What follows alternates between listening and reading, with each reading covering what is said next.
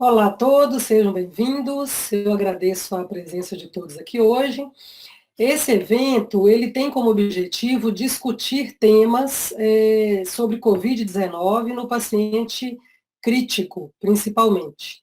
Então, é um evento patrocinado pela SOPAT, a nossa regional aqui de Ribeirão Preto, e pelo Hospital das Clínicas de Ribeirão Preto, da USP. E nós discutimos vários temas já até hoje.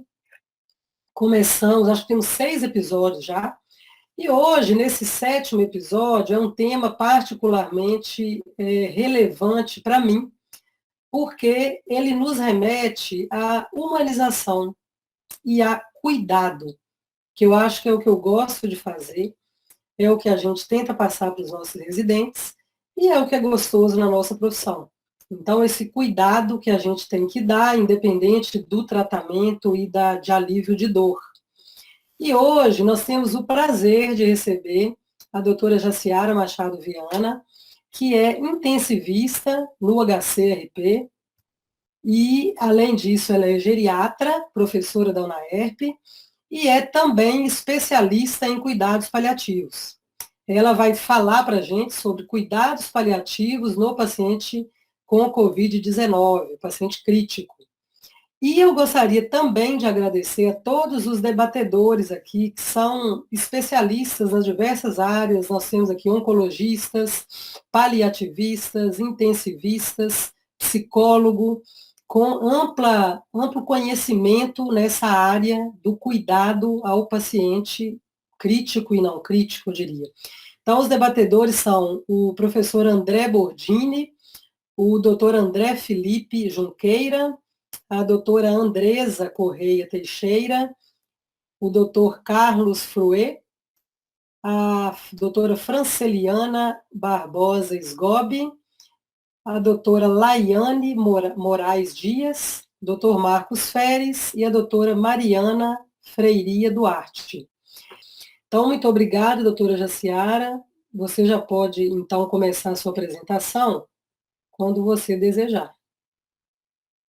Obrigada, professora Maria Auxiliadora, pelo convite, pela oportunidade de compartilhar com vocês esse tema tão relevante e tão desafiador no momento que estamos vivendo.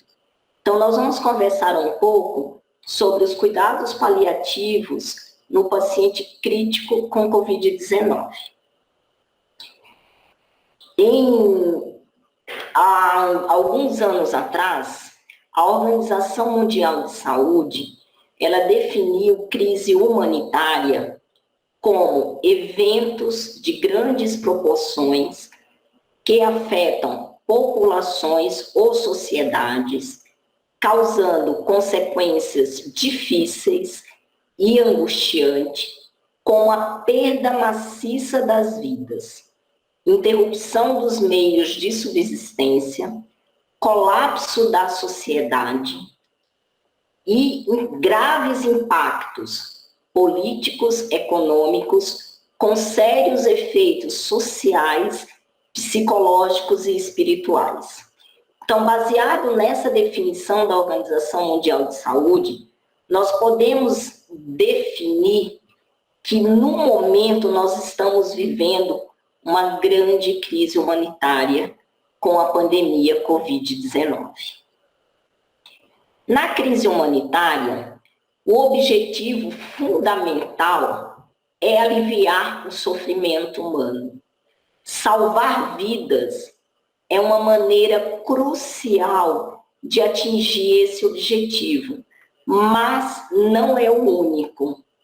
As respostas humanitárias a emergências e crises devem incluir cuidados paliativos e controle rigoroso dos sintomas geradores de sofrimento. A crise humanitária, ela causa sofrimento em todas as dimensões do ser humano e muitas vezes deixam sequelas para o resto da vida de uma pessoa. É muito importante encontrar meios para manter a dignidade humana.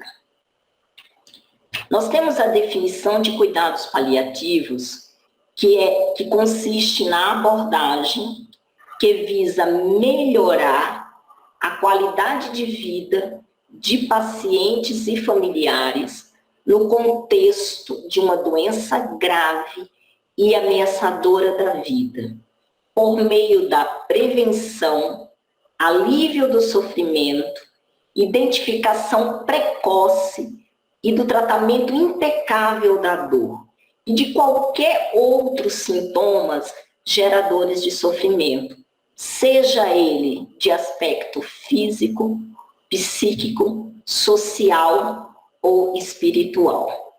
Então, se nós observarmos a definição de cuidados paliativos e crise humanitária, eles andam juntos, eles andam interligados. Diante de uma crise humanitária, a Organização Mundial de Saúde, ela classifica as pessoas em prioridades, que vai da prioridade 1 à prioridade 3. Então, na prioridade 1, chamada de prioridade vermelha, inclui aqueles pacientes cuja sobrevivência ela é possível desde que seja feito o tratamento imediato. Os cuidados paliativos na prioridade 1 devem ser integrados ao tratamento de manutenção da vida. Por exemplo, um paciente com diagnóstico de Covid-19 que chega em franca insuficiência respiratória com indicação de intubação orotraqueal. Se ele não for intubado de imediato, ele vai evoluir a óbito, tá? Na prioridade 2, nós temos duas situações. Em azul, envolve aqueles pacientes cuja sobrevivência não é possível, mesmo com todos os cuidados disponíveis. O cuidado paliativo tem uma importância grande nessa prioridade 2, que é alívio dos sintomas, acolhimento da família e do paciente, e no planejamento, na organização do luto. Um exemplo, um paciente que chega com dispneia importante, mas que apresenta comorbidades importantes de uma doença ameaçadora à vida, numa fase avançada, que não tem indicação de intubação. Esse paciente precisa aliviar a dispneia através do controle de sintomas, tá? Ainda na prioridade 2, em amarelo, nós temos o paciente que não está em perigo imediato de morte, mas precisa de um tratamento e pode ser que esse tratamento seja necessário brevemente. Os cuidados paliativos também atuam nesse momento com alívio de sintomas.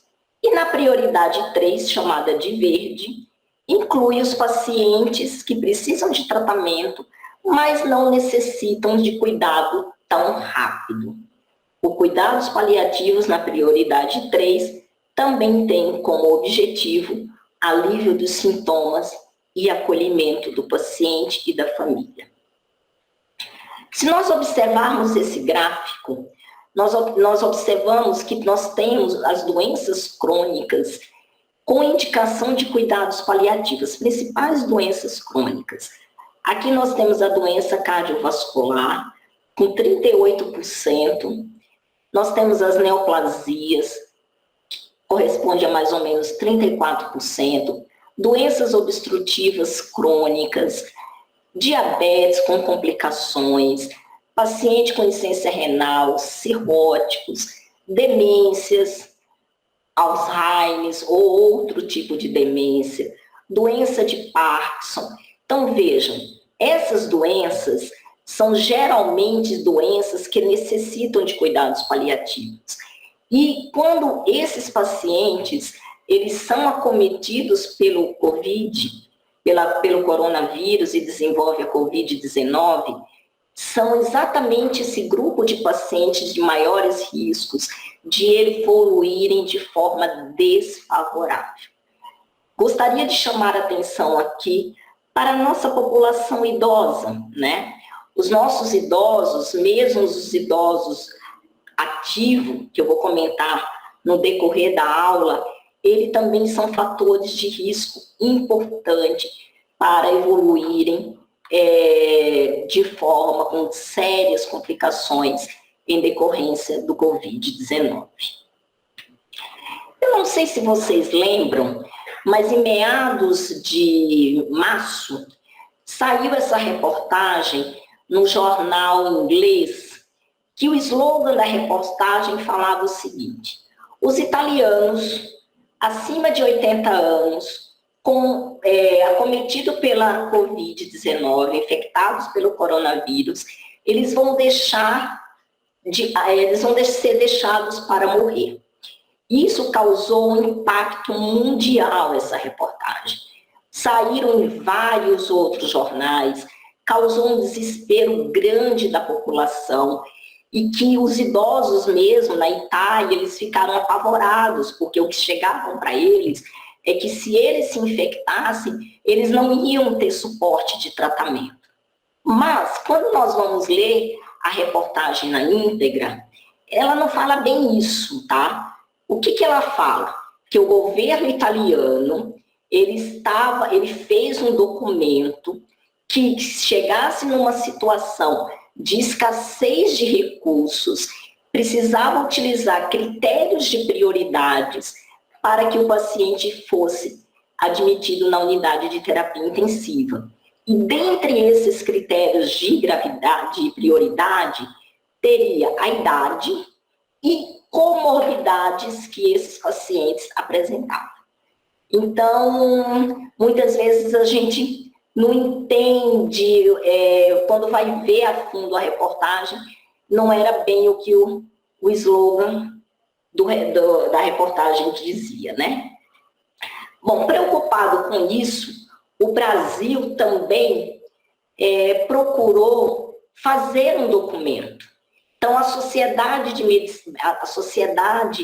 Brasileira de Medicina Intensiva, ela também criou um documento com princípios de triagem em situações de catástrofe e as particularidades na pandemia Covid-19, né? E nesse processo de triagem, foi muito interessante porque ela utilizou um documento que já existia pela Associação Mundial de Medicina em Eventos e Desastres, que foi revisada em 2017.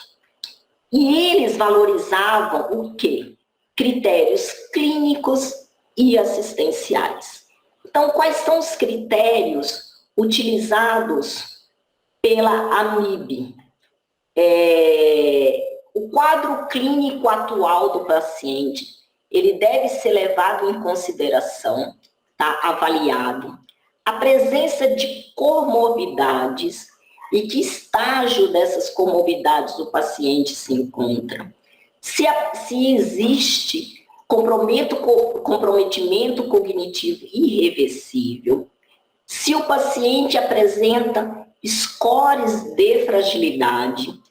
Isso eu queria só chamar a atenção que esses scores de fragilidades, eles são utilizados, são baseados em ferramentas validadas pela literatura.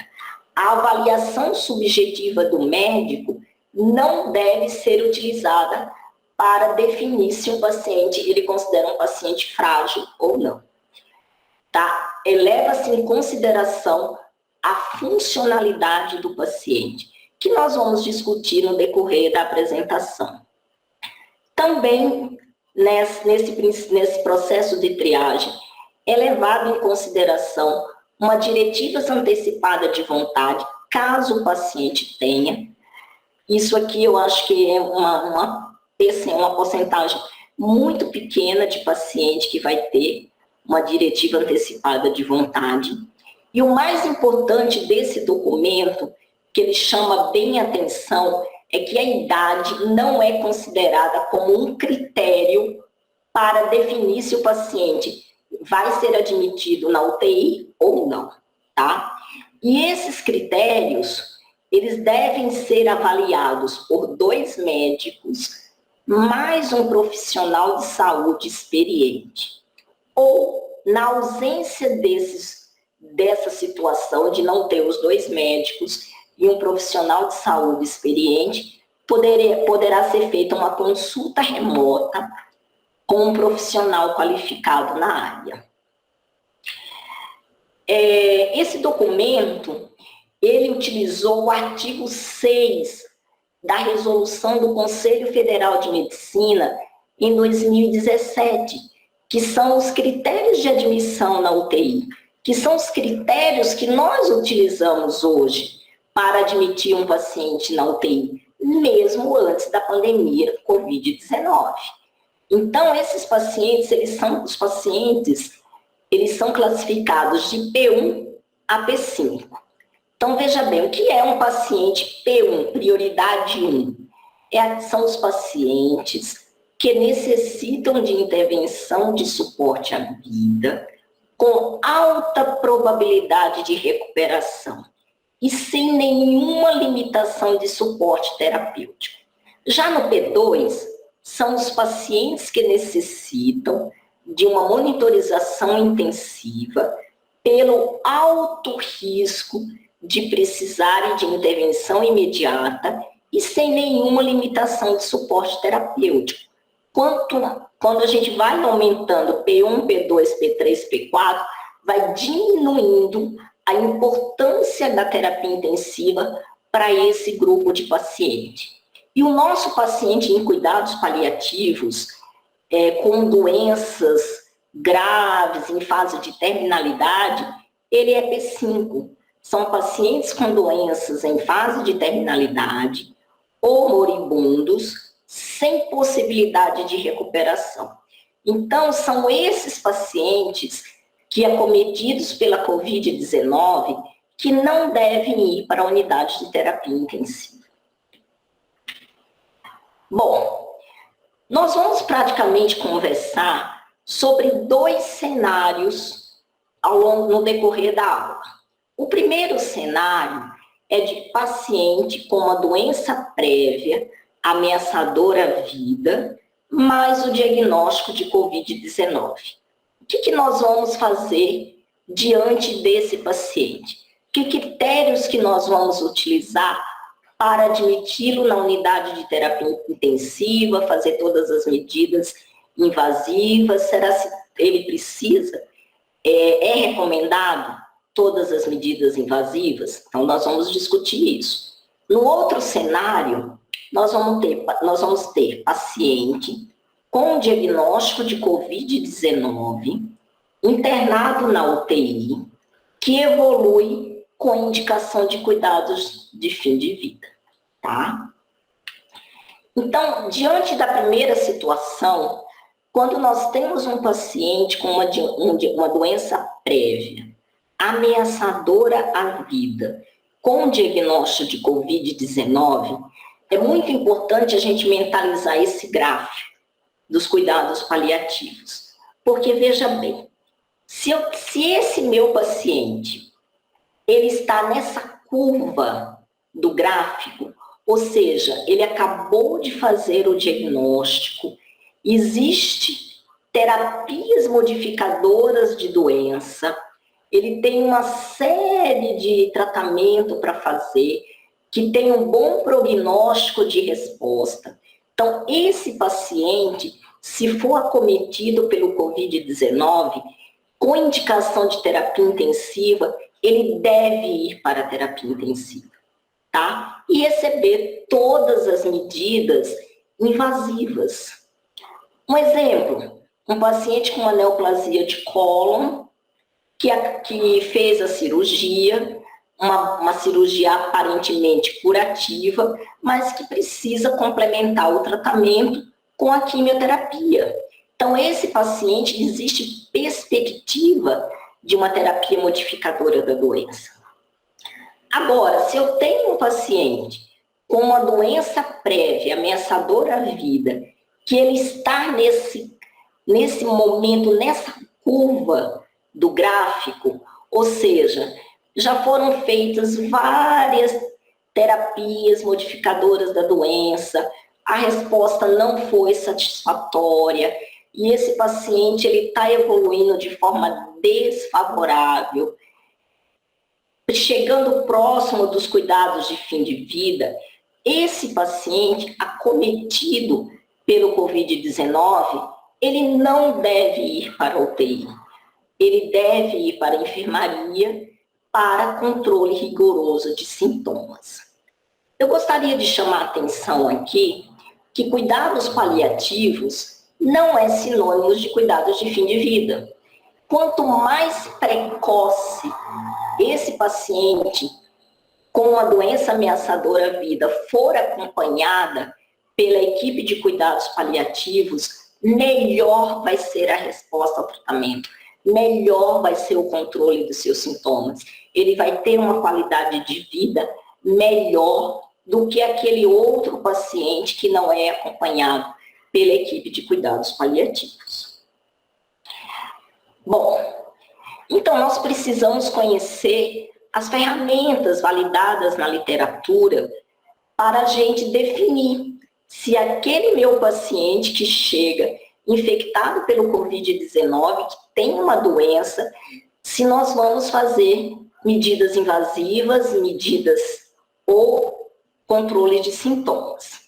Então, essa ferramenta, chamada de SPICT, é uma ferramenta validada, ela foi traduzida para o português em 2016, é um instrumento fácil, não precisa ser paliativista para aplicar esse instrumento. Ele pode ser aplicado na própria sala de urgência. Então, o que diz esse instrumento? Primeiro, a gente procura indicadores gerais de deteriorização da saúde. Então, aquele paciente que vem com internações hospitalares frequentes, não planejadas, aquele paciente que apresenta uma má performance funcional, ou seja, que fica mais de 50% do tempo do dia deitado ou limitado a uma cadeira de roda, paciente dependente dos cuidados de cuidadores para a realização de todas as suas atividades de vida diária, paciente que vem evoluindo com perda de peso significativa nos últimos meses, apesar de todo o tratamento instituído, pacientes com sintomas persistentes, apesar do tratamento da doença de base otimizada, ou aquele paciente que já decidiu por cuidados paliativos para controle de sintomas. Então, veja bem, chega um paciente na emergência que tem de base uma insuficiência cardíaca, com sintomas de dispneia de repouso, e ele é acometido pelo Covid-19, esse paciente ele tem critérios de deteriorização da doença de base. Ele tem limitação, apesar de todo o tratamento otimizado, ele tem dispneia de repouso. Então, esse paciente ele deve ser tratado para controle de sintomas, para alívio de sofrimento. Ou um paciente com uma doença coronariana extensa, intratável cirurgicamente, que tem dor precordial de repouso ou aos mínimos esforços, esse paciente também não se beneficiará de medidas invasivas. A mesma coisa nas doenças respiratórias, paciente com doença pulmonar obstrutiva crônica, com dispneia de repouso, ou um esforço mínimo ele descompensa o quadro. Aquele paciente que usa oxigênio domiciliar a longo prazo, paciente que já precisou de ventilação mecânica e que a intubação já está contraindicado por conta da doença de base avançada. Então, a gente pode utilizar essa escala para vários tipos de doença, tá? E aplicar é uma ferramenta validada, uma ferramenta utilizada. E através dela, a gente vai avaliar os cuidados atuais e planejar os cuidados futuros. Outra escala que é muito utilizada na geriatria, que é a escala clínica de fragilidade. É outra ferramenta de avaliação. Então, veja bem, se nós temos um idoso muito ativo, que é aquele idoso robusto, ativo, que é acometido pelo Covid-19, esse idoso merece ser internado numa unidade de terapia intensiva e de receber todas as medidas invasivas para tratar a infecção aguda pelo Covid. Se nós, por outro lado, se nós estamos diante de um idoso frágil e esse idoso ele apresenta síndrome do desconforto respiratório agudo, esse paciente provavelmente ele vai ter uma evolução desfavorável. Então, para esse grupo de idosos frágeis, a melhor forma, o mais indicado é controle de sintomas, alívio de sofrimento, acolhimento do paciente e da família, tá? E planejar um plano avançado de cuidado. Com relação ao plano avançado de cuidado, é muito importante conversar com o paciente, explicar para ele a situação que ele se encontra, explicar para os familiares, ouvir a bibliografia desse paciente, ouvir os seus desejos, as suas vontades e explicar o objetivo do tratamento. Não é porque ele não vai ser internado na UTI, é que ele não pode se sentir abandonado. Muito pelo contrário, ele vai para a enfermaria e nós temos que garantir o controle e alívio de todos os sintomas causadores de sofrimento. Nós temos sintomas físicos, que os mais frequentes na Covid-19 são a dispneia, a tosse, em algumas situações a hipersecreção e o delírio. Sintomas psíquicos são extremamente frequentes. O paciente ele tem uma sensação, ele se sente muito sozinho, ele não vai poder ficar com a família, né? A ausência da família causa muita tristeza, depressão, angústia, um medo de morrer sozinho. Então, somos nós, equipes de saúde, que vamos estar em contato com esse paciente. A equipe médica, a equipe de enfermagem, um contato até maior durante o dia, a equipe de fisioterapia. Se for possível, ter uma psicóloga, uma assistente social para nos ajudar nesse momento que é tão difícil e tão desafiador, né? E, é claro, existe uma dificuldade de vínculo entre família e equipe. A família não está presente para a gente conversar no olho a olho, explicar os detalhes, escutar as angústias. Isso vai ser feito por telefone, né? Por videochamada. Não é a melhor forma, mas é o que a gente consegue nesse momento fazer o de melhor. Tá? É o que melhor pode ser feito neste momento. Mas existe essa dificuldade do vínculo. E é muito importante a gente acolher as emoções, tanto do paciente como da família. Eu vou falar um pouco sobre o controle de sintomas físicos. Então, nós temos a dispneia, a tosse, o delírio.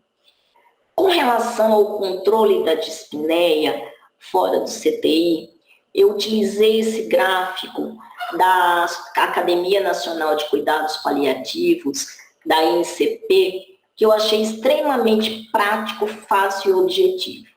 Então, paciente com dispneia, ele está hipoxêmico? Se ele tiver hipoxemia, ele vai precisar de suplementação de O2. A melhor droga para alívio da dispneia, nós sabemos que é a morfina, tá? A morfina, ela pode ser utilizada na forma endovenosa, subcutânea ou por hipodermólise. Então, nós podemos fazer um bolus de 2 miligramas. Se controlou a dispneia, nós vamos manter a infusão contínua de morfina. Ele trouxe, esse manual trouxe uma diluição também extremamente prática.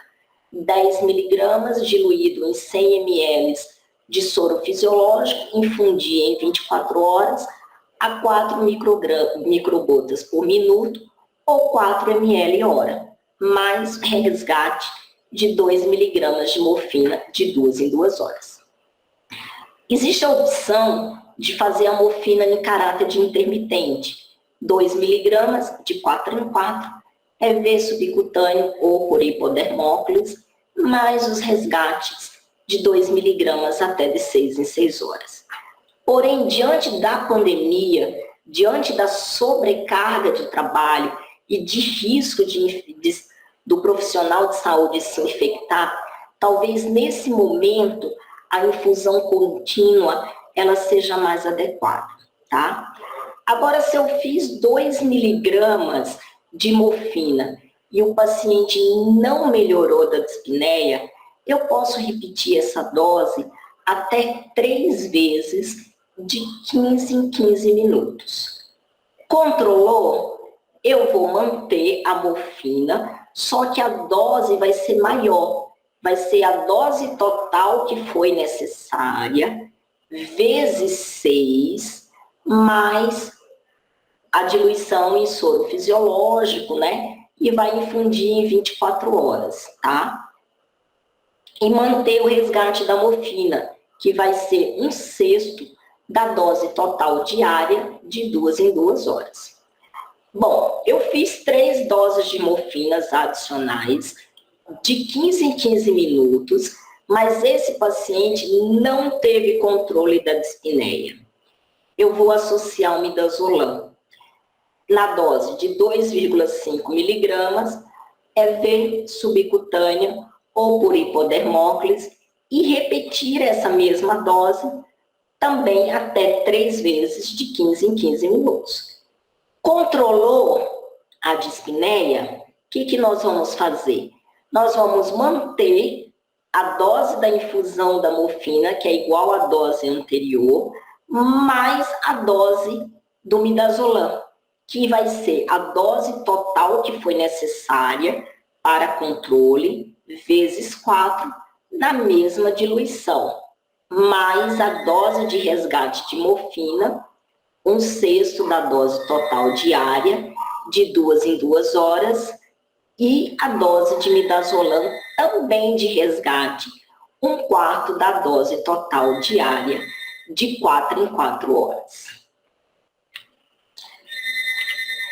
Caso o paciente fez as 3 doses do midazolam, de 15 em 15 minutos, e não teve controle dos sintomas, aí nós estamos autorizados a fazer a sedação paliativa, tá?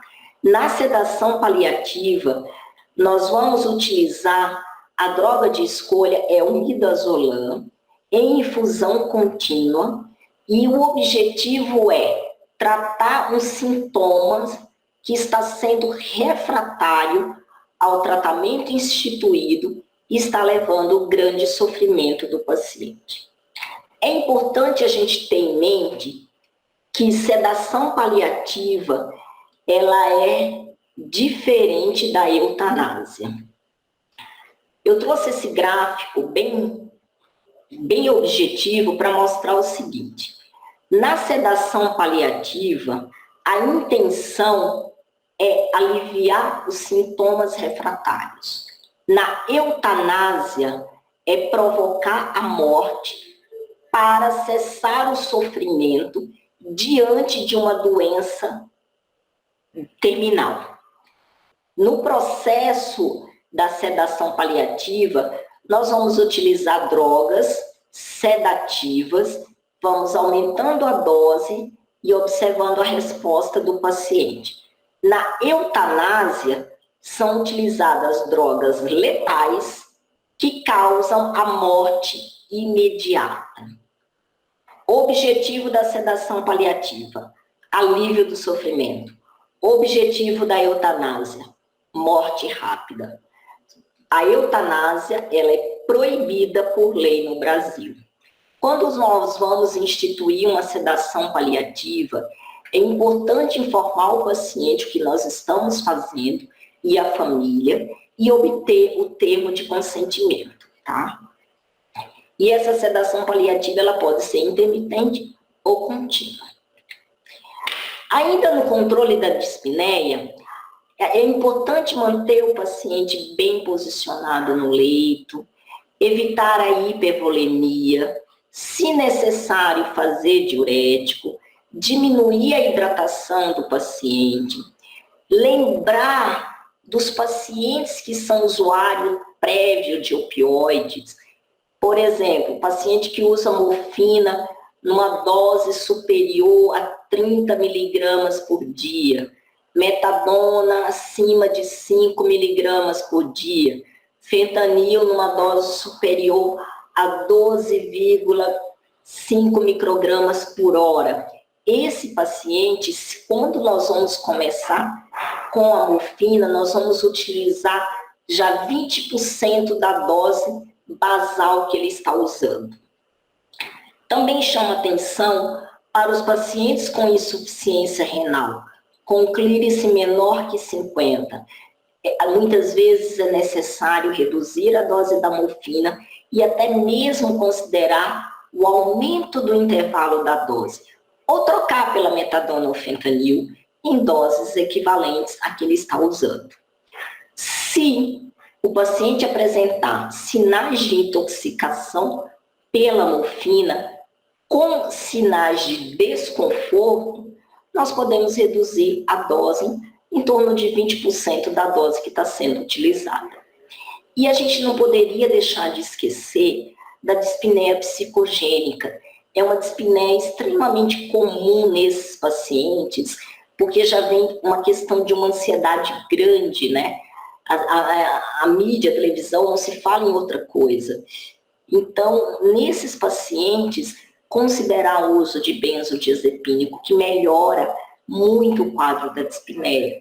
Podemos utilizar o lorazepam, o clonazepam, o próprio midazolam. E se o paciente vai usar opioide por um tempo prolongado, lembrar que esses opioides, eles causam constipação intestinal. E a constipação intestinal pode causar desconforto, pode gerar sofrimento. Outro sintoma extremamente frequente é a tosse. É uma tosse geralmente seca, uma tosse irritativa.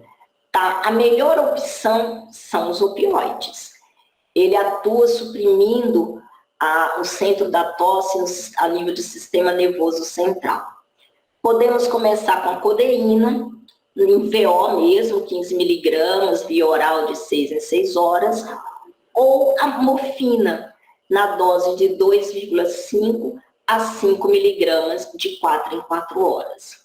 Se com essas doses o paciente não tiver melhora dos sintomas, aumentamos a dose de opioide em 30% da dose e podemos avaliar a associação com a gabapentina ou baclofeno na dose de 300 miligramas 2 vezes ao dia, ou baclofeno no meio comprimido, que o comprimido é de 10 miligramas. Importante manter esse paciente com máscara para evitar uma maior disseminação ambiental. É claro que a equipe de enfermagem, toda a equipe do profissional de saúde que vai entrar nesse quarto, ele tem que usar todas essas paramentações EPIs adequados. Outro sintoma que é frequente e é gerador de sofrimento no paciente com Covid-19 é o delírio.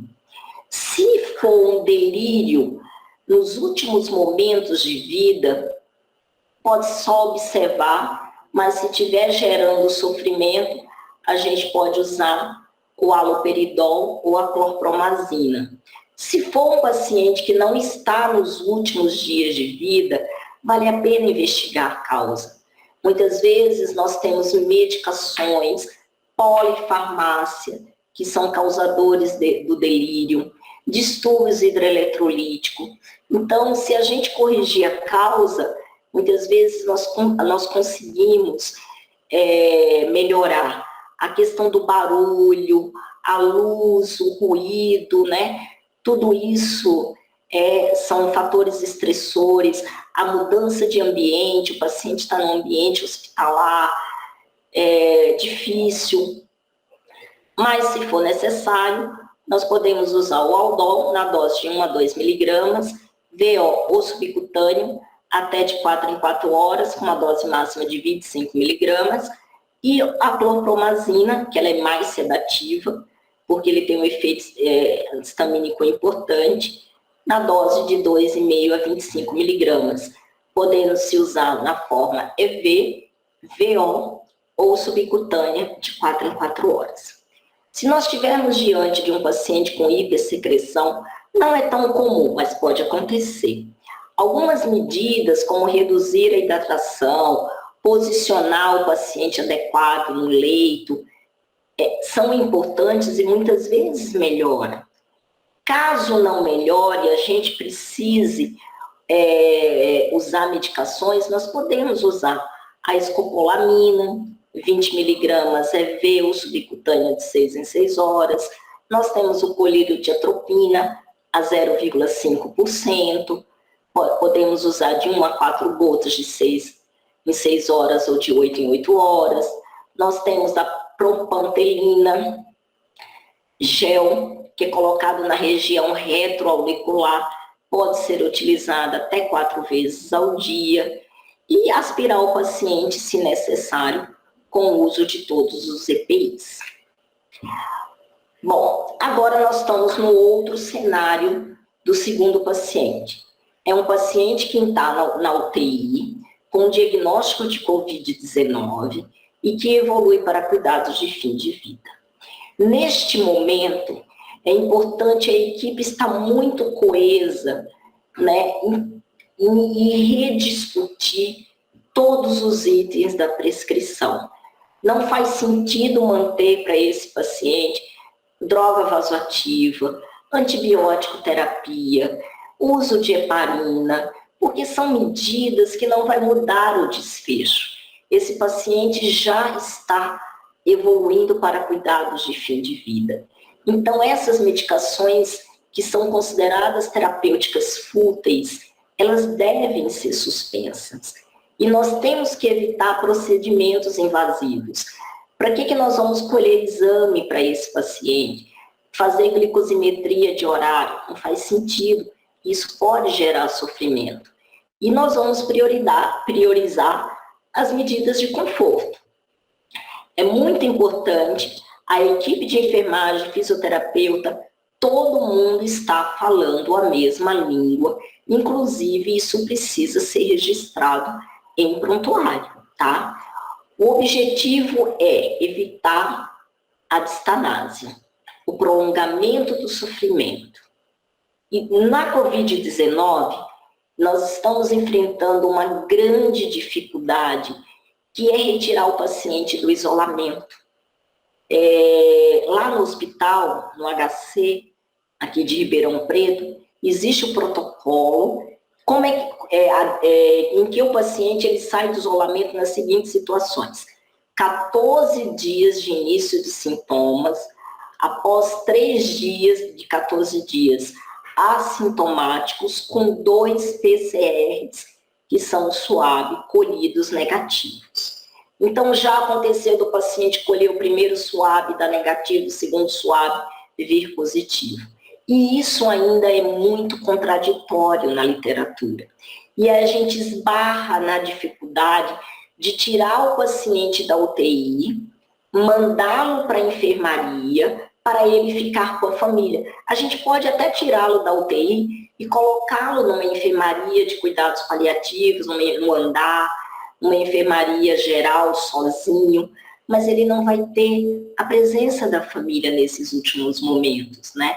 Então, muitas vezes o paciente ele pode estar até consciente nessa situação e ele vai ficar isolado. Isso é uma grande dificuldade que nós temos enfrentado nessa pandemia. É importante, a partir do momento que tomou-se essa decisão, informar os familiares. Essa informação geralmente é feita por telefone, porque não tem como ser presencial no momento que nós estamos vivendo. É importante, quem for falar no telefone, manter os mesmos princípios da comunicação presencial. Manter um tom de voz suave, ser acolhedor, saber escutar o que a família tem para dizer. Muitas vezes a gente fala muito pouco e escuta mais, né? Às vezes a família vai ter uma reação de revolta, mas a revolta não é conosco, é com a situação em si, que é muito difícil, né? Então é muito importante saber ouvir esse familiar e sempre manter a calma. Existe, como eu já falei, em todos os aspectos, a dificuldade de se criar vínculo, né? Passamos informações paramentadas para a família, por videochamada, que ela mal consegue enxergar o nosso rosto, praticamente só visualiza os nossos olhos. Então é muito difícil esse momento, mas é o que é possível ser feito. Eu trouxe essa foto para mostrar os grandes desafios da comunicação na Covid-19. Eu não vou me adeter a detalhes, porque nós teremos uma aula de comunicação na Covid-19, tá? Mas essa imagem, eu acho que ela reflete muito bem, né? Ver uma senhora no quarto, duas equipes de saúde, totalmente paramentados, e tem que ser dessa forma. Ela mal consegue enxergar os olhos, mas pelo menos fazendo videochamada, tentando manter uma comunicação com a família através do celular, né? Então isso ainda é o que é possível ser feito e isso é extremamente importante fazer. Então, de tudo isso que eu estou falando aqui, nós podemos concluir de uma maneira geral que a pandemia Covid-19 e cuidados paliativos, eles estão interligados. Por quê? Porque o objetivo é um só, é o alívio do sofrimento, seja do paciente, seja da família e seja do profissional de saúde. O profissional de saúde que está na linha de frente, ele também apresenta nível de estresse e sofrimento muito grande. E esse profissional, ele também precisa ser acolhido. Acho que essa figura aqui que eu trouxe, ela retrata momentos tão reais, né, do que a gente acompanha no dia a dia. Esse paciente aqui é um senhor idoso, com máscara, medidas não invasivas, se comunicando aqui com um profissional de saúde. Veja que o profissional ele teve a sensibilidade de tocá-lo com a mão. O toque, neste momento, é muito importante.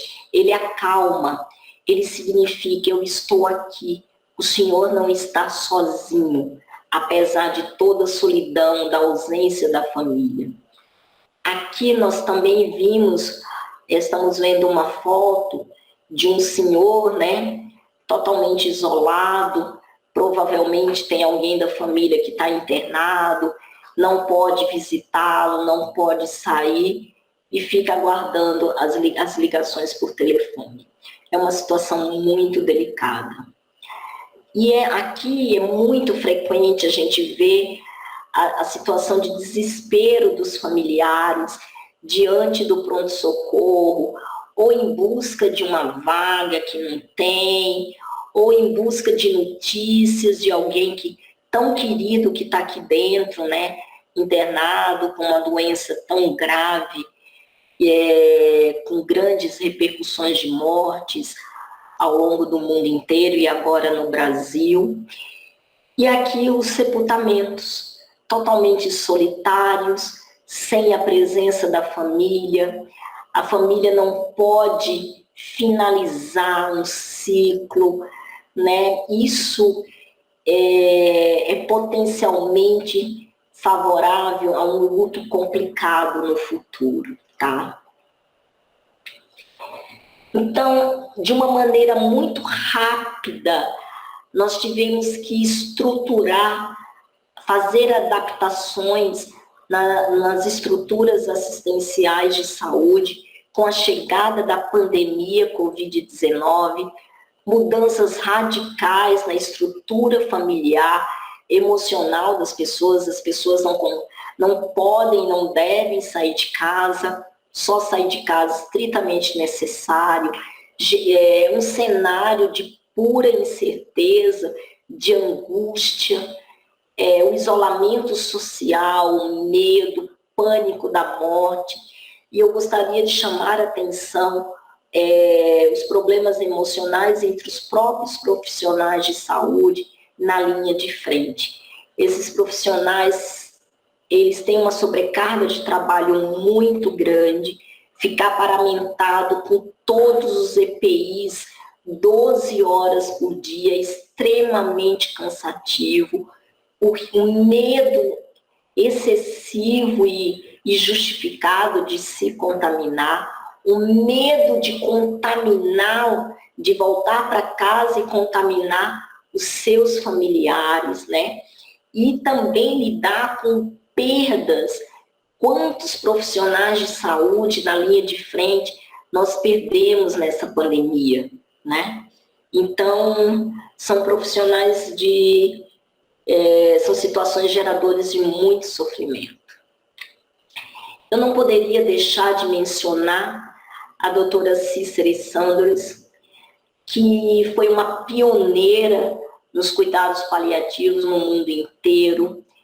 E essa frase dela que fala o seguinte: não podemos evitar a dura realidade, mas podemos ajudar para que a carga se reduza a proporções manejáveis. Para quem não conhece a história da doutora Cícera Sanders, ela era assistente social, enfermeira e ela foi médica também, e uma grande pioneira dos cuidados paliativos no mundo. Eu finalizo a minha apresentação com esse gráfico, essa pintura que é maravilhosa, feita por um pintor espanhol chamado Juan Lucena, e ele retrata nesse quadro os pacientes idosos que faleceram, a fila de pacientes que faleceram, e eles não conseguiram se despedir dos seus familiares, principalmente dos seus netos.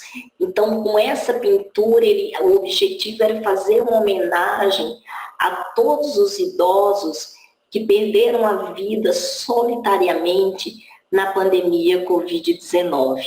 Então, eu vou ler o que ele fala quando ele fez esse gráfico.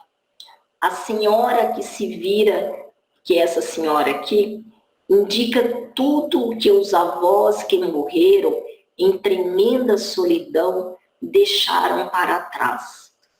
Queria prestar homenagem a todas as pessoas idosas que não foram capazes de se despedir dos seus entes queridos, principalmente dos netos, que muitos criaram, confessa Lucena olhando a pintura. Além disso, o trabalho inclui mais outros 2 elementos. Aqui tem um abutre, que prenuncia a morte, e um socorrista de cabeça baixa, inacabado, que tenta ajudar desesperadamente esses idosos para que a morte não aconteça, mas que acaba colocando as mãos na cabeça quando ele visualiza essa triste despedida. Obrigada.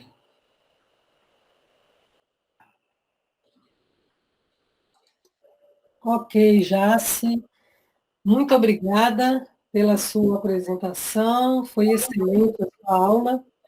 Eu queria já fazer um comentário e depois fazer uma pergunta para você e para os demais aqui.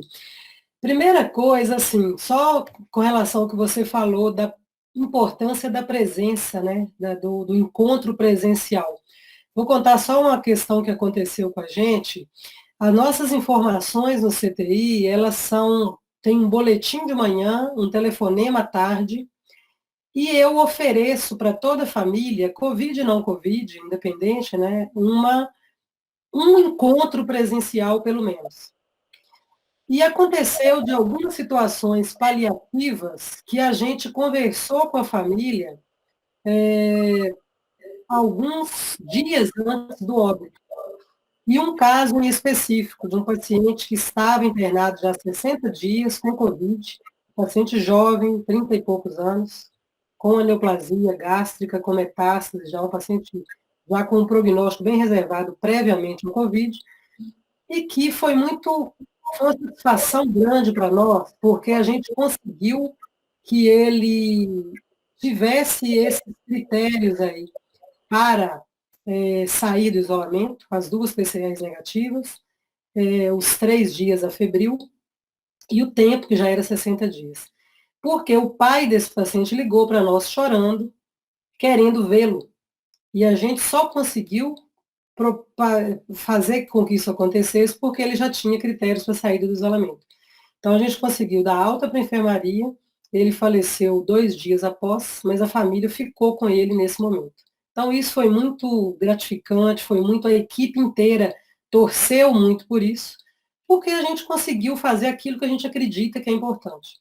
Então, essa presença, por mais que a pandemia nos impede de estar presente ali, a gente tem que tentar fazer com que isso aconteça. A gente tem que tentar oferecer pelo menos uma visita presencial para que a família veja o seu rosto e saiba quem é você que está cuidando ali.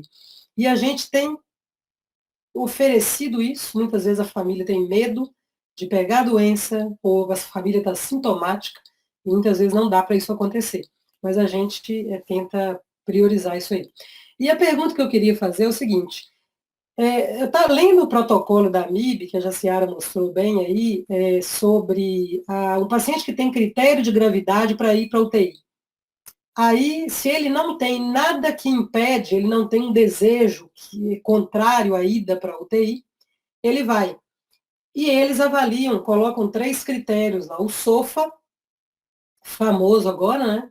Uma escala de performance e o tempo prognóstico, menor que um ano ali, um tempo de prognóstico da doença de base. Eu queria perguntar para vocês o que vocês acham disso, e dentro disso, assim, vocês acham que os protocolos de admissão na UTI, de conduta, de uma maneira geral, para o paciente crítico, deve ser mudado pelo COVID? Ou a gente deve seguir os mesmos protocolos que seguimos com o paciente não COVID? Então, é isso que eu queria perguntar para a Jaciara e para todos os outros que estão aqui. Obrigada. Auxiliadora, eu acho que os critérios para admissão P1, P2, P3, P4, P5, a gente pode utilizar para o paciente, o mesmo para o paciente COVID, entendeu? O mesmo do paciente não COVID para o paciente COVID. Eu acho que o mais importante é utilizar essas ferramentas, realmente, Existem outros instrumentos também validados na literatura e avaliar a funcionalidade desse paciente. O critério por si só idade, ele não deve ser levado em consideração para admiti-lo na UTI, né? Não sei se alguém quer complementar com alguma coisa. Os critérios que a gente segue do CFM sobre a abordagem dele, ele fala sobre prioridade, mas às vezes a prioridade é do ponto de vista mais biológico, né?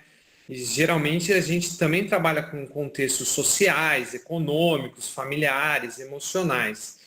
Então é interessante a gente colocar tudo isso e às vezes tem até uma visão mais recente, que eu converso muito com a Franciliana, com o Marcos, fazer o que chama de trial terapêutico na UTI, é pegar esse paciente, que talvez ele não é nem prioridade 1, mas nem um P5, e conversar com a família de aguardar 2, 3 dias para o suporte artificial de vida da UTI e ver como é que ele vai responder. Talvez ele tenha uma resposta muito adequada e a gente vê que a UTI está fazendo benefício para aquele contexto, ou o paciente não está respondendo, está evoluindo para um quadro de disfunção orgânica e talvez é o momento de reabordar o benefício da UTI. E respondendo a sua questão, auxiliadora, sim, eu acho que o Covid, não só pela sobrecarga das situações, né, de estresse das equipes, mas também ele está trazendo essa reavaliação, assim, será que a gente está oferecendo essa coisa automática de todo mundo ir, qual o benefício? Acho que talvez os protocolos eles vão ser ampliados, não só no contexto biológico das doenças, mas também trazer outros aspectos de valores das pessoas dentro de um ambiente de terapia intensiva, que é algo que a gente vem naturalmente conversando, mas se tornou algo agora, às vezes, até primordial, né? E até dentro desse raciocínio do André, a gente tem tido essa prática muito constante lá no nosso serviço, exatamente por entender que muitas vezes o paciente, a gente considera SPICT positivo, mas ele não era um paciente que já estava em fase final de vida ou mesmo uma terminalidade. Então, é aquele paciente que no nosso serviço já está sendo acompanhado pela equipe, né? Nós temos lá a RCC, que é a Rede de Cuidados Continuados, mas muito provavelmente o paciente tem benefício, mas ele tinha, até adquirir o COVID, um prognóstico de vida longo, com uma relativa qualidade de vida.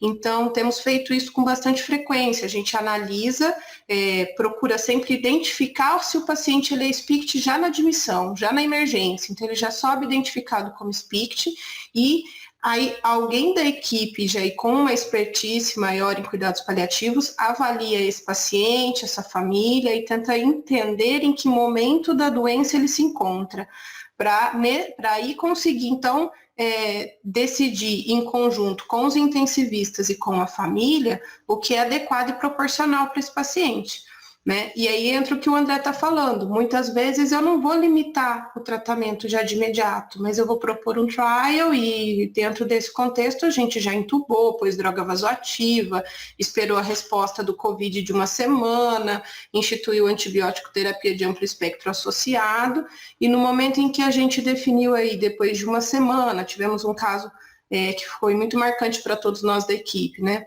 Era um paciente jovem também, de 40 e poucos anos, com uma neoplasia pulmonar já bastante avançada e ainda virgem de tratamento oncológico. A doença era metastática, mas virgem de tratamento.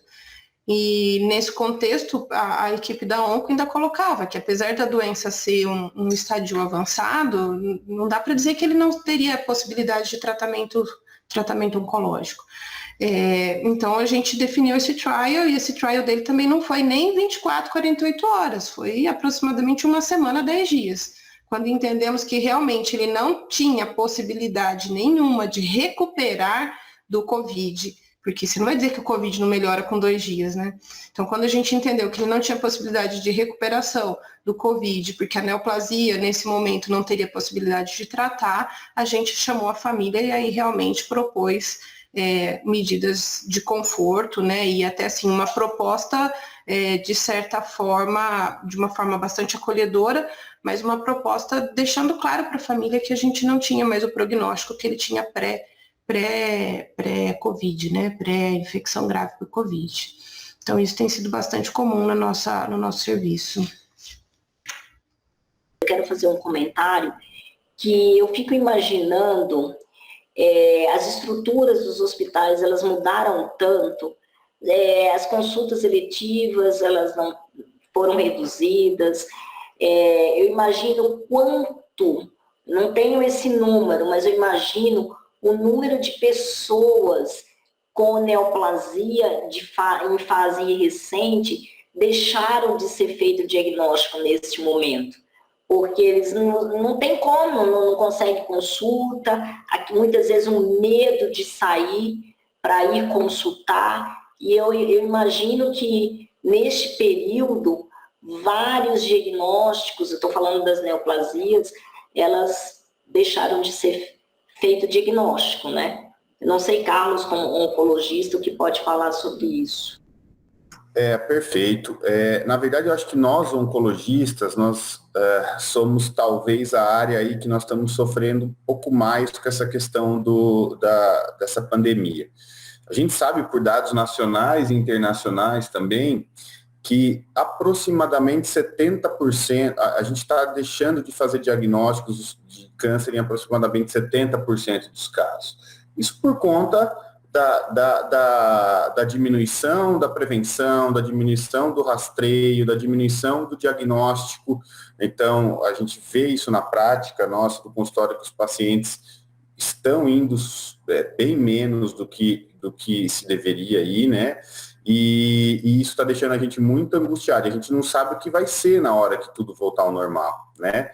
A gente sabe que vai vir um boom de diagnósticos tardios, e a gente sabe que o câncer, quanto antes a gente fizer o diagnóstico, maior a chance de cura. Então, isso é uma coisa, só complementando já, assim, uma coisa que vem angustiando muita gente. Eu acho que respondendo à questão da professora auxiliadora, eu não vejo, assim, bem rapidamente, eu não vejo porque a gente mudar os critérios de admissão em UTI no período de pandemia. Eu também não consigo enxergar desse jeito. Quando a gente, do ponto de vista oncológico, eu acho que, na verdade, vai muito do que esse paciente já tem de prognóstico e quais os objetivos que a gente quer com o tratamento. E, além disso, o que a gente já vem conversando em consultório, junto com a equipe de cuidados paliativos. Então, eu trabalho com o doutor André, com a doutora Mariana, a gente conversa muito junto com as famílias, a gente faz uma integrativa bem bacana, para que se chegue no momento desse, a gente não passe apuro, né? Embora eu acho que ali a questão do Covid é uma linha tênue, né? Porque a gente fica pensando assim, mas vamos pensar, se o paciente vai ter uma sobrevida mediana fazendo tratamento oncológico aí de aproximadamente 4 a 6 meses, será que esse paciente, se eu conseguir recuperar ele do Covid, eu não vou conseguir ainda dar uma certa qualidade de vida para ele? Então, não é uma matemática, a gente sempre fica com isso na cabeça. Mas eu acho que os critérios de internação em UTI, de investimento no paciente, ele é independente da infecção pelo Covid. Eu vejo dessa maneira. Eu vejo mais pela patologia de base do que por um quadro agudo, né, nesse momento. Sobre o SPICT, né, essas ferramentas, a gente costuma usar muito em geriatria, em cuidados paliativos, essas ferramentas como suporte mesmo para a decisão. Mas o que a Fran falou é muito real, muito concreto, que a gente precisa usar as outras variáveis, né, de a gente avaliar o paciente de forma multidimensional, então a questão cultural, intelectual, social, familiar, né? O SPICT é um direcionamento sobre os critérios de cuidados paliativos, né? Cuidados paliativos exclusivos, né? Que seria a não realização de medidas invasivas, você prezar pelo conforto, dignidade, né, controle de sintomas. E eu posso até falar que eu uso muito para ensinar meus alunos também outra ferramenta que é do Royal College, que a gente tem também aquele fluxograma, né, para tentar identificar mesmo se o paciente tem uma alta mortalidade, se você... É aquela pergunta-chave, né? Você estranharia se o seu paciente morresse nos próximos dias, meses, né? Sim ou não? E aí vai mostrando esses critérios de elegibilidade do paciente também. Mas na fase que a gente está vivendo, a gente tem que enxergar o paciente como um todo, né? Além da questão da patologia da doença, e acolher essa família. A comunicação com a família no paciente, principalmente agora no paciente com Covid, é essencial. Essencial o acolhimento, porque já há essa angústia de não acesso fácil ao médico assistente, ao paciente. Então, a gente ter essa disponibilidade que a professora auxiliadora falou, de você conseguir dar esse acesso, né, para a família e conseguir possibilitar essa despedida é essencial no paciente crítico com Covid. E concordo também com o Carlos, agora que ele finalizou, falando que a base de tudo isso, para a gente definir tudo isso, vão ser as comorbidades, o estado da doença do paciente, né? Esclarecer, conversar. Eu tive hoje uma conversa no consultório, porque a gente acaba que a gente, quando a gente tem essa intuição que chegou a hora de conversar, mesmo o paciente estando estável dessa doença, a gente tem que respeitar a nossa intuição, né? Escutar a nossa intuição também técnica e emocional de tudo aquilo que a gente está assistindo do nosso paciente, né? E eu tive agora à tarde uma conversa com uma familiar, e é tudo que o familiar quer escutar, um paciente que está com uma doença avançada, né? E grave, que está aí no caminho da terminalidade. A gente tem que ter essa conversa e preparar essa família. E a família, sim, a família que está lá do lado do paciente, acompanhando essa doença, ela quer dignidade, quer conforto, né, quer paz para o paciente. Então, essa comunicação, que é difícil até para a gente, é essencial. É essencial para tudo ficar um pouco menos pesado. Eu não diria mais leve, mas menos pesado. É isso. Queria fazer um comentário, uma pergunta. A todos aí, em especial ao André Bordini, que trabalha com isso, como que primeiramente, desculpa, Jássio, a palestra foi ótima, viu? Gostei bastante, principalmente do final. A todos a minha pergunta, o seguinte, como é que lidar com o luto nesta fase, que às vezes na mesma família morreu 1, 2, às vezes até mais, entendeu? Como é que lidar com esses familiares? Como é que a gente tem que fazer a abordagem? Não necessariamente só o médico, o profissional da saúde que lida com as emoções. Como é que é a abordagem inicial, primária, e dar continuidade nesse sofrimento do luto da família? Por favor. A Jaciara foi muito feliz quando ela diz que é preciso entender que ninguém tem nada pessoal contra o profissional de saúde. Numa situação assim, o que existe é uma revolta natural e esperada contra essa condição da vida que é inóspita, que é hostil. Então, assim, qualquer profissional da saúde precisa entender que não há como a gente explicar isso ou justificar isso.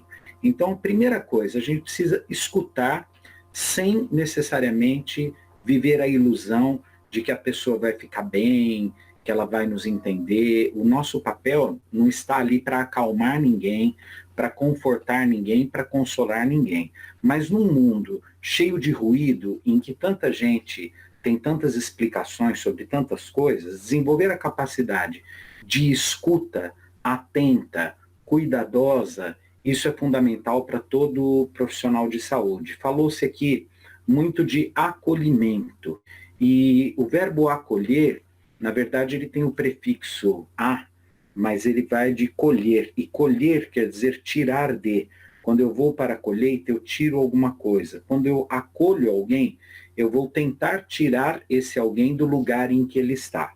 O acolhimento do médico é realizado de um jeito, quer dizer, se tira o paciente da situação de dor, da situação de dispneia, de desconforto, etc.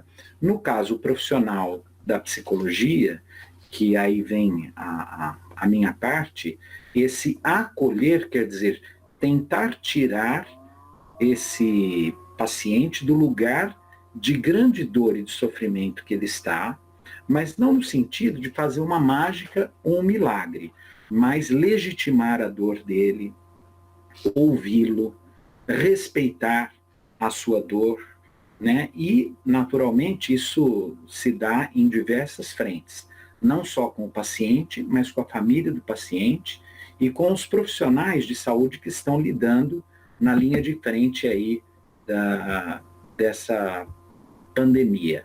Mas há momentos na vida em que não há nada a dizer. E a melhor forma de acolher é estar em silêncio junto, ouvir junto e entender. Gostei muito do que você falou, André, e eu acredito muito nisso, nessa questão do estar presente. E dentro do que a Mariana falou de seguir a intuição, eu queria fazer 2 comentários, assim, 2 situações que a gente viveu, de 2 pacientes com Covid graves, já previamente muito graves, de doenças de comorbidade, vasculares e etc. E que eu conversei com as famílias, chamei a família, e elas vieram numa sexta, e na segunda um deles foi a óbito, e depois, na outra situação, acho que 2 dias ou 3 depois, o outro também faleceu depois da conversa. E essa conversa foi tão importante, porque o que a gente propôs foi o seguinte: havia 1 mês e meio que o filho, a esposa e o irmão não viam o paciente. E a gente solicitou, assim, vocês gostariam de falar algo para ele? Vocês podem gravar um áudio que a gente vai mostrar para ele, vai passar para ele ouvir. E isso foi tão significativo para mim, porque eu enviei esse áudio, eu me emocionei com o áudio, primeira coisa, eu respondi para o filho, ainda emocionada, porque eu acabei de ouvir, foi muito emocionante, ele chorando e falando para o pai do que ele queria falar naquele momento, né? E eles não puderam ver mesmo, porque as PCRs dele eram persistentemente positivas, então não dava para ele sair do isolamento. E aí eu enviei esse áudio para alguns médicos assistentes que estavam de plantão. Pô, passe para o paciente tal. E isso foi tão interessante que os médicos me ligaram, falando, olha, passei agora. Ou seja, o que eu quero dizer com isso? Isso foi significativo. Não foi só para mim, não foi só para a família. Todo mundo comprou a ideia e achou aquilo interessante, e aquilo aconteceu de fato. E eu acredito, né, eu acho que isso aí é uma questão de crença e de valores, que isso tem a ver com a intuição, como a Mariana falou, e o desfecho pode ter a ver com isso também. Então ele ouviu mensagem da esposa, do filho e do irmão, que é o mais próximo. E ele faleceu 48 horas após. E ele já estava ali naquela situação de gravidade há pelo menos uns 15 dias e não evoluía. Então, eu queria deixar isso registrado, porque são coisas muito pequenas que a gente pode fazer, tanto para aqueles inconscientes, que era o caso desse paciente, que estava sedado e não estava, talvez, não ouviu de fato aquilo, quanto para aqueles acordados, como a Jaciara mostrou na aula. Você fazer a videochamada, que a gente já fazia isso, só deixar registrado, antes do Covid, a gente sempre fez isso na UTI. Isso são coisas, a nossa UTI, eu tenho assim, muito orgulho dos profissionais que trabalham lá com a gente, a Jaciara é uma delas, porque gostam desse tipo de atitude da humanização, como eu falei no início, do cuidado. Então, videochamada a gente já faz há muito tempo, não é agora do Covid. Casamentos, né, união estável dentro da UTI, aconteceu imediatamente antes do Covid, e era um desejo do paciente, ele morreu 4 dias depois dessa situação. Então, eu queria só deixar isso, enfatizar da importância desse cuidado, que é muito pequeno para nós e que faz muita diferença para as famílias, né?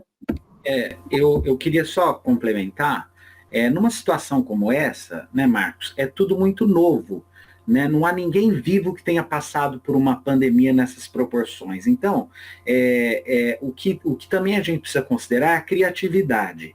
né? Eu sei que a sua pergunta era outra diante da tragédia, que digamos absoluta, de perder várias pessoas numa família, etc. Mas indo nessa linha do que se pode fazer anteriormente à perda, ao luto, é usar também a criatividade. Há hospitais, por exemplo, que criaram telas maiores para que o paciente possa fazer a chamada de vídeo em telões um pouco maiores. Lá na Unicamp, esses dias, a equipe de enfermagem resgatou as cartas. Então, tem um balcão na frente do hospital com papel e caneta, os pacientes escrevem cartinhas, bilhetinhos, o pessoal leva e entrega os bilhetinhos, né, para os pacientes lerem, quer dizer, uma coisa simples, papel e caneta, e ali se lê, né, quer dizer, nos momentos de fim de vida, por exemplo, ou em situações em que o paciente ainda pode escolher, a gente pode levar música, por exemplo, né? Escolher as músicas que ele quer ouvir, levar arte. Agora, tudo vai depender também das condições físicas, né? Estruturais da instituição, né? Por exemplo, a questão do profissional de saúde, que está todo capotado, está todo paramentado. Alguns hospitais estão usando fotos um pouco maiores do rosto, então a hora que o médico, o enfermeiro entram com uma foto grande pendurada para que o paciente tenha acesso ao rosto daquele que está cuidando dele, seja o fisioterapeuta, enfim, a enfermagem, o médico. Quer dizer, são iniciativas que envolvem criatividade numa situação extremamente nova para todo mundo, que ninguém sabe direito como agir, e nesses momentos há um enriquecimento muito grande dessas iniciativas em que se perde o futuro presumido, né? A grande questão dessa pandemia é o encurtamento de futuro que a gente tem, existencial. Quer dizer, a gente tem que substituir um universo de planos, de projetos e de perspectivas por um dia atrás do outro, principalmente o profissional de saúde, visitado o tempo todo pelo medo, que ele não sabe se até a semana que vem ele vai estar livre da contaminação, porque é um medo que está ali o tempo todo. Então, substituir essa vida que a gente aprendeu a projetar por uma vida que acontece um dia após o outro, né, uma vida para 24 horas, é um aprendizado difícil e que está sendo para todo mundo. Não só para os pacientes de Covid, mas para os profissionais de saúde e para o ser humano de modo geral. É isso. Eu queria também dar um relato aqui do que eu vivenciei. Eu acho que foi o Marcos que perguntou das perdas de mais de uma pessoa da mesma família, e eu tive pacientes da mesma família que faleceram. Eu tive um casal de pacientes que faleceram, e 4 filhas. O pai morreu 15 dias após a mãe ter morrido. Era uma situação assim, desses 15, os 2 internaram praticamente juntos, com diferença de um dia, ficaram em UTIs diferentes, mas no mesmo hospital. As filhas com uma dificuldade absurda de comunicação, porque não é toda UTI que tem essa estrutura aí de comunicação mesmo, de relatar. E a gente estava vivendo um contexto de guerra, a gente não tinha nem como julgar. Olha, por que não está rolando o boletim no horário certo? Porque os profissionais estavam, assim, sem condição, às vezes mesmo, de dar o boletim, porque estavam no caos. A gente teve aqui, eu acho que o Pará, proporcionalmente, foi um dos estados que mais perdeu médicos. Então, os que estavam dentro de UTI e de pronto atendimento, eles estavam trabalhando muito mais, porque eram muitos colegas adoecidos. Então, a minha escala é 3 plantões por semana, 4 plantões por semana nessa escala, eles estavam dando dobrado, por causa dos colegas doentes. Então, houve uma desestrutura, sim, nesse sentido. Eu tive vários professores que faleceram, e engraçado que 2 professores, eu perdi pai e filhos, os 2 foram meus professores. Então, essas situações de perdas familiares, de mais de um membro da mesma família, isso aqui a gente vivenciou não foram raras, não. Dessa família que eu acompanhei o casal, as filhas, eu ia até a UTI para avaliá-los e eu era a comunicação com elas. Então, elas me falavam, Laiane, eu não sou intensivista, eu sou geriatra, meu papel ali era realmente, além da questão da comunicação, que isso naquele momento era importantíssimo para essas filhas que já estavam ali para um luto antecipatório, porque os dois internaram bastante graves.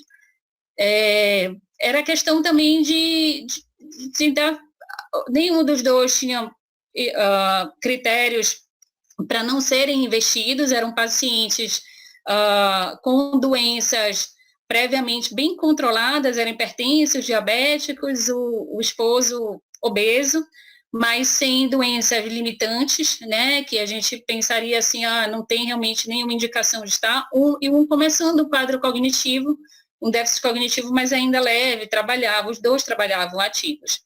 Então, eu confesso para vocês que minha dificuldade maior era lidar com essas filhas, com esse sofrimento.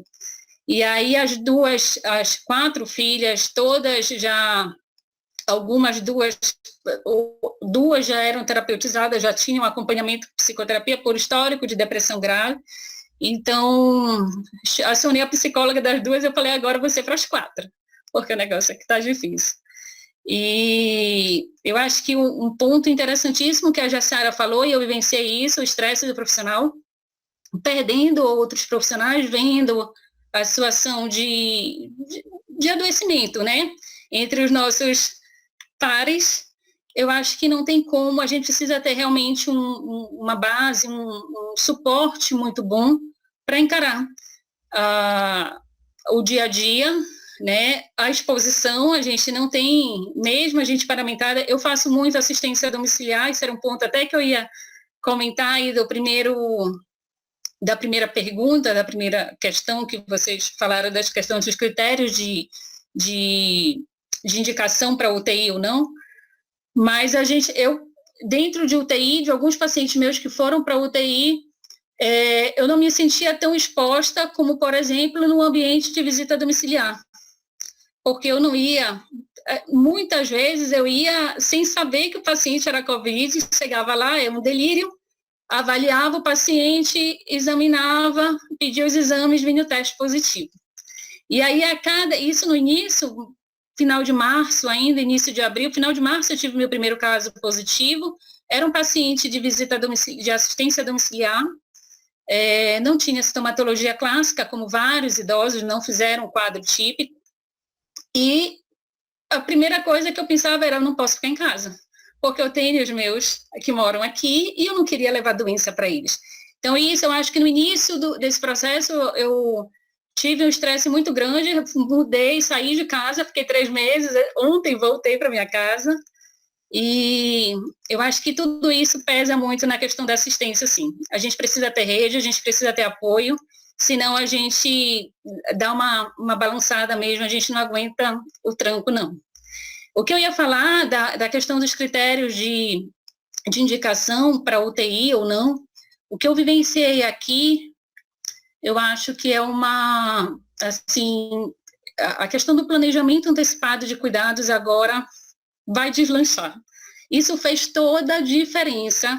Os pacientes que eu já tinha discutido previamente, objetivos de cuidado, que a família e o paciente já tinham clareza da condição do paciente e dos nossos limites de tratamento, até onde a gente poderia chegar por qualquer outra doença. Não estou falando aqui da questão relacionada ao Covid.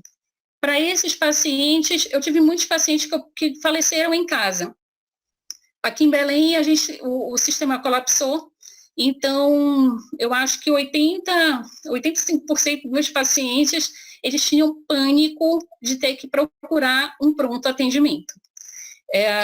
Eram home care, esquemas de home care privados que a gente montava em casa, estrutura de oxigênio, vai equipe lá, às vezes fisioterapeuta não podia lançar mão, e aí eu tinha equipe de fisioterapia, colegas, né, fisioterapeutas que trabalhavam só em casa, que largaram essas escalas de plantão e a gente conseguiu trabalhar dessa forma, dando assistência para esses pacientes. Muitos deles com planejamento de cuidados antecipados, e aí eu falo a questão de suporte avançado de vida, obviamente a gente não consegue fazer isso em casa, mas a gente conseguiu sim com uma estrutura boa, minimizar aí a procura dos recursos de saúde. Eu acho que vocês estão numa fase aí que vocês não tiveram o sistema de saúde colapsado, então dá para a gente pensar nessa possibilidade de fazer um trial, como eu fiz agora, há 2 semanas atrás, um paciente cardiopata, cardiopatia isquêmica, um DPOC, e fez um derrame pleural em casa, muita dispneia, e aí a família falou, Laiane, eu acho que a gente vai levar para o hospital porque está realmente muito desconfortável, a gente não está mais conseguindo lidar com isso em casa. Encaminhei, esse paciente acabou indo para a UTI e testou positivo para a COVID. E nesse contexto todo, era um paciente que tinha assim, um SPICT positivo, mas eu achava que ele não ia falecer agora. Ele agravou, evoluiu desfavoravelmente na primeira semana, e aí a gente acabou limitando o esforço, e aí vamos trazê-lo para a enfermaria e tudo mais, depois que o exame já estava mais tranquilo para a COVID, ficou no quarto do isolamento. Mas isso não era uma possibilidade há um mês atrás aqui em Belém. Então, esses pacientes eu tinha realmente que manejar, assim, era sorte, era loteria, a gente conseguir um leito de UTI para um paciente novo, sem comorbidades, jovem. Eu perdi familiar aqui, eu perdi um primo jovem de 50 anos, que no auge no final de semana caótico, que a gente não encontrava vaga nos prontos atendimentos, a porta não tinha nenhuma aberta, ele passou mal.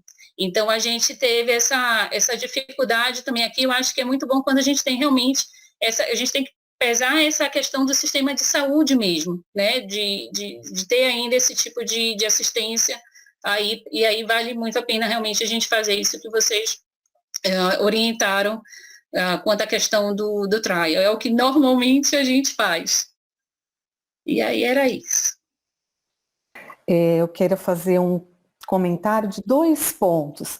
Primeiro, obrigada, Jássica. Eu vou agradecer você já desde o início da sua apresentação. Crise humanitária e cuidados paliativos. Sem sombra de dúvida, é o que a gente tem visto, depoimento aí da Laiane, que passou recentemente por situações bem difíceis, e a gente tem iniciado um processo que não sabe ainda quais serão aí os nossos próximos dias, né? Uma preocupação que eu tenho é que muitas vezes nós temos hospitais que recebem muitos pacientes em situações como essa agora, né? Sem precedentes de pandemia e com equipe pequena de cuidados paliativos. E a preocupação de como você chegar ao maior número de profissionais treinados para que possam ter a atenção paliativa básica, né? Não só nessa questão da comunicação de uma notícia, que isso é algo que a gente sabe que tem um fator de aprendizado também, né? Tem um treinamento, você tem várias questões que podem ser treinadas para uma melhor comunicação, até mesmo o manejo dos sintomas que você colocou, né, da dispneia, da tosse, da hipersecreção. Então, quer dizer, o treinamento dessas pessoas que estão ali na linha de frente. A nossa experiência, quer dizer, de um CTI geral, hoje são 4, né? Tem o CTI livre de Covid, 3 CTIs dedicados aos pacientes com Covid. Então, todas essas pessoas que atuam nesses lugares, né, o quanto a gente consegue treiná-las, e também quem está na enfermaria atendendo esses pacientes que não vão chegar no atendimento da terapia intensiva. Uma outra consideração que eu queria fazer com relação a essa questão da entrada do CTI, né, dos critérios de recebimento no CTI. Então, a Laiane colocando agora era uma das coisas que eu estava pensando, que ela vivenciou. A gente ainda não, espero que não, mas não sabemos, que é o colapso do sistema. E aí a gente vai precisar, infelizmente, fazer escolhas. E foi quando o documento publicado, né, agora a segunda versão desse protocolo da AMIB, em conjunto com a Abramed, com a SBGG e a NCP, colocam então esses critérios aí de triagem, que na verdade seria você priorizar aqueles pacientes que teriam aí uma maior chance de sobrevida, talvez com aí maior tempo também de vida, e não entra o critério da idade, como a Jace bem colocou, e esse critério foi substituído pela funcionalidade, né? Então, são questões que a gente ainda não vive, mas se a gente realmente chegar nessa situação de recursos bastante escassos, a gente vai precisar viver. E algo que me chamou a atenção, que é interessante também, pensei aí junto no comentário da Laiane, é que a recomendação nesse documento é que essa triagem não seja feita pela equipe que está prestando assistência, seja feita por uma equipe independente, exatamente para você não ter esse estresse adicional de estar tomando decisões à beira-leito, com várias outras questões que podem também influenciar, e para um profissional que emocionalmente está envolvido com aquela situação, né? Então são questões assim que eu gostaria de pontuar, ouvir comentários e mais uma vez agradecer por estar aqui. Eu queria voltar nessa colocação que eu acho que foi muito importante, a gente falar dos critérios de elegibilidade de UTI nesse momento, né? Se a gente tem que mudar os nossos critérios ou não. E dentro do que a auxiliadora comentou, né, perguntou, e do que a Andressa está falando, a vivência da Laiane, eu também vim colocando aqui para discutir com vocês que realmente acho que são muitos os vieses que a gente tem que interpretar nesse momento de indicação de leito de UTI. A gente não está passando por um momento de escassez, eu acho que nenhum de nós aqui na nossa região, né, aqui em Ribeirão, a Laiane já viveu isso lá em Belém, mas realmente assim, eu tenho visto na prática que a gente tem mudado os nossos critérios de admissão em CTI por vários motivos. O que tem sido muito frequente no meu dia a dia é uma admissão em CTI, não pensando nos critérios P1, P2, P3, mas assim, pensando na melhor assistência ao paciente. Nesse momento, a gente vive, às vezes, não a escassez de recurso, mas um momento de redimensionamento de equipe. Então, um paciente na enfermaria, com uma equipe que talvez não seja o número ideal, né, que nós gostaríamos de ter, esse paciente não está tendo uma supervisão adequada da enfermaria. E aí ele acaba sendo solicitado e transferido para leito de CTI, para uma monitorização, porque ele pode evoluir com piora. E ele não está crítico nesse momento ainda. Então, a gente tem ponderado muito isso, e muitas vezes levado o paciente para o CTI num momento precoce para evitar uma piora do paciente ainda numa enfermaria, e aí é onde você vai ter que quebrar barreiras de proteção na hora de realizar procedimentos. Então, nesse sentido, eu vejo que nosso critério de admissão em CTI tem sido um pouco mais precoce, né? Mas isso porque nós temos o recurso e a gente ainda tem o leito disponível. Situação essa pode passar a ser totalmente o inverso se a nossa lotação aumentar, né? Se a demanda aumentar muito grande, e aí entra o outro cenário que a gente está falando, que é da triagem, e aí entra-se cada vez mais a indicação de tempo de expectativa de vida, SPICT, funcionalidade, tudo isso que a gente já comentou aqui, e aí talvez os nossos critérios de admissão em CTI acabem mudando, né? Não nesse primeiro momento para monitorizar o paciente melhor e oferecer melhor assistência, mas em realmente ter que triar quem vai ter o melhor benefício e sucesso com os recursos intensivos. Então, isso realmente tem sido, assim, algo bastante desafiador para a gente ponderar o momento que vai e o que não vai, né? Pacientes que já tinham diretivas prévias, né, de vontade, já tinham diretivas antecipadas de vontade previamente estabelecidas e que adquirem Covid, e aí você pensa, poxa, mas será que essa diretiva vale agora, nesse momento de Covid? Será que ele está na fase que eu realmente considero que ele está refratário? Ele não vai se beneficiar das medidas? Estou vendo a cara da Mari ali do lado, né, Mari? Então, assim, são decisões muito difíceis. E aí eu volto a dizer o tanto que é importante o nosso trabalho em equipe. Então, não é uma decisão exclusiva da clínica médica que internou o paciente na enfermaria, nem uma decisão exclusiva do intensivista.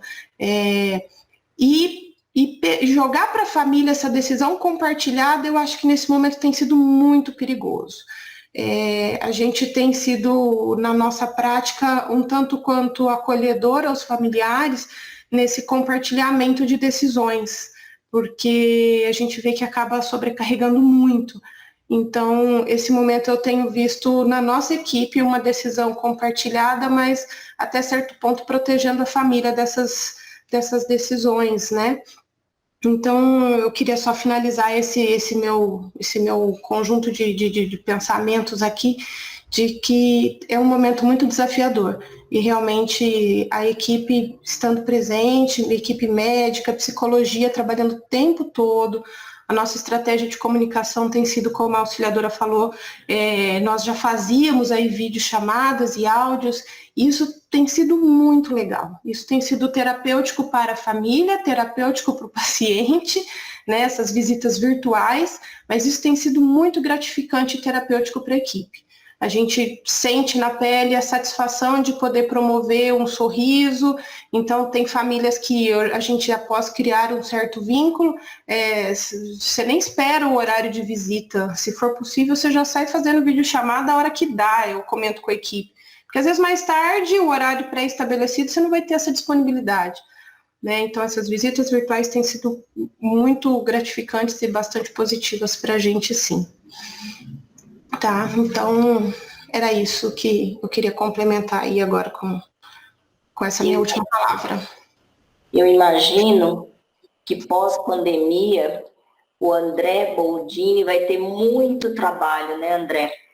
Porque o que vai ter de pessoas que perderam o seu ente querido, desenvolvendo um luto complicado, por várias questões que não conseguiram ser finalizadas, né? Tudo que a gente prega no cuidados paliativos ou na terapia intensiva, de uma maneira geral, muitas coisas não puderam ser ditas nesse momento. E eu imagino que vai aumentar muito a incidência do luto complicado. Meu comentário seria esse. Aqui eu queria fazer um último comentário sobre o que a Laiane falou, que eu achei muito interessante, sobre a questão da família. Nós estamos hoje com uma mãe numa UTI e na outra UTI o filho, neste momento no HC. E é uma situação que eu estou pensando como que vai ser. Foi a primeira situação que a gente pega assim. É difícil, realmente. E alguém comentou, não sei se foi a Laiane ou a Mariana, sobre agora diretivas antecipadas de vontade, a situação vai pegar e vai começar a funcionar. Eu acho que isso é verdade, acho que a pandemia vem para nos ensinar muitas coisas, né? E eu queria agradecer vocês, realmente, pelo aprendizado de hoje. Eu acho que nós falamos aqui de coisas que eu, particularmente, valorizo muito na minha profissão, que primeiro, tem a angústia, né?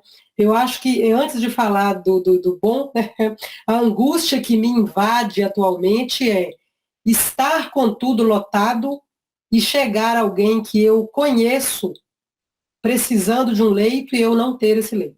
Então, isso me angustia todo dia. Minha terapeuta tem me ajudado nisso, porque é uma situação muito difícil, lá nós temos 3 UTIs, ainda temos muitos leitos, mas isso pode acontecer, e isso me angustia.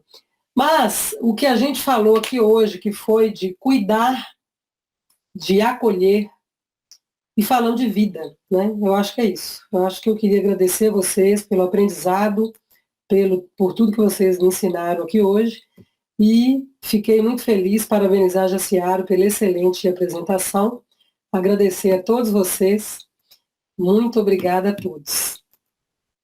Até mais.